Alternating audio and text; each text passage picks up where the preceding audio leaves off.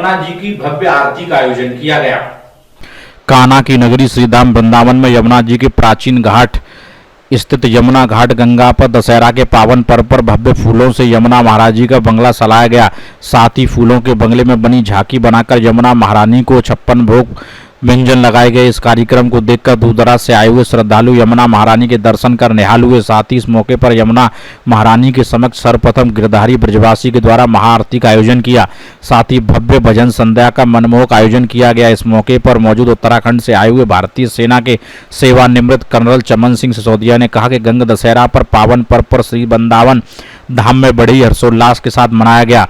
हर वर्ष कान्हा की नगरी में आकर इस पर्व को श्रद्धापूर्वक मनाते हैं और साथ ही यमुना तट पर आरती का आयोजन देखकर भावुक हुए। इस मौके पर संयोजक लाला श्री विश्वनाथ अग्रवाल, गुलशन अरोड़ा, राजू शर्मा, श्यामवीर सिंह, हिमांशु, कर्नल चमन सिंह सिसोदिया, श्रीमती कमला थापा, विजय ब्रजवासी आदि ने उपस्थित रहकर धर्म गुरुओं एवं यमुना आरती की सेवा की संध्या घाटों पर भक्तों का जमावड़ा देखने को मिला। साथ ही यमुना महारानी के जयकारों से पूरा क्षेत्र गुंजायमान हो गया।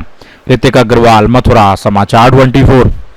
आज क्या कार्यक्रम किया गया आपका? यमुना जी की आरती 20 साल से चली आ रही है। सभी भक्तों के द्वारा से आरती सेवा, साधु सेवा, गौ सेवा और मछली सेवा सभी भक्तों के द्वारा से ये चली आ रही है। भंडारा सेवा।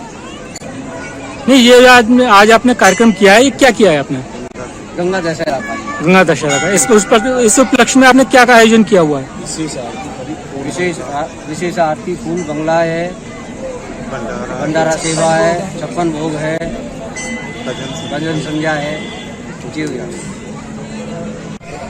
जी राधे राधे। मेरा नाम कमला थापा है और मैं उत्तराखंड से हूँ। और मैं जब यहाँ आई थी वृंदावन में तो मुझे इतना उसके विषय में ज्ञान नहीं था, लेकिन मैं जब से वृंदावन आई हूँ मुझे 1 महीना हो गया है और मैं गिरिराज महाराज से मिली हूँ और इतनी मतलब मैं इम्प्रेस्ड हुई हूँ इनकी भावना, इनकी त्याग और ये जो सेवा करते हैं, जो सुबह गंगा आरती करते हैं, तो हमें ऐसा लगा कि सभी को जुड़ना चाहिए। जो ये निस्वार्थ भाव से काम कर रहे हैं इनको सहयोग करना चाहिए। आर्थिक हो सबकी जरूरत है। देखिए, बगैर पैसे का कुछ भी नहीं होता है। हम तो ये सभी से कहना चाहते हैं, सभी लोग आए।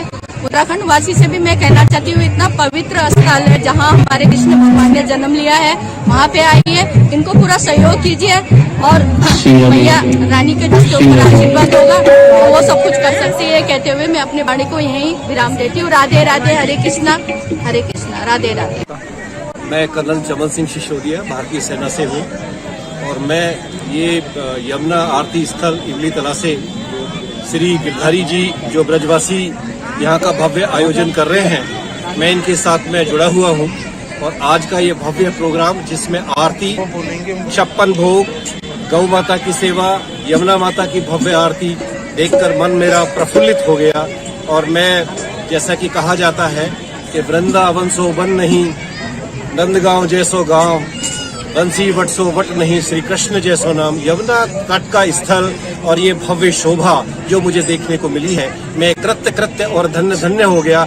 और मैं चाहूंगा कि मेरी अमल आत्मा इस यमुना जी आरती से जुड़ी रहे और मैं समय समय पर आता रहूं और दिव्य भक्त लोगों के दर्शन करके मैं अपने आप को धन्य कर सकूं, ऐसी मेरी यमुना जी से, श्री जी से प्रार्थना। भक्तों को क्या संदेश देना चाहेंगे? भक्तों को मैं ये संदेश देना चाहूंगा कि हमारी भारतीय संस्कृति बहुत सनातन पुरातन है और इसको, धर्म को और अपनी संस्कृति को बचाना हमारे लिए बहुत बड़ा एक उद्देश्य है। और ऐसा लगता है, ऐसा प्रतीत होता है कि हमारा धर्म एक बिल्कुल सबूल सहित बढ़ रहा है और हमारी संस्कृति की रक्षा हो रही है और हमारे भक्त इसका अनुसरण करें और अनुसरण करने के साथ में इन सब चीजों को आगे बढ़ाएं। और गिरधारी जी जो ब्रजवासी हैं, इनकी निस्वार्थ रूप से जो सेवा हो रही है, 20 साल से जो तपस्या में मग्न है और इस स्थल को ऐसा स्थल बनाया है कि परिक्रमा में यहाँ पर आकर के ऐसा महसूस होता है कि यहाँ पे श्री जी की जो वाइब्रेशंस हैं, श्री जी की जो कृपा है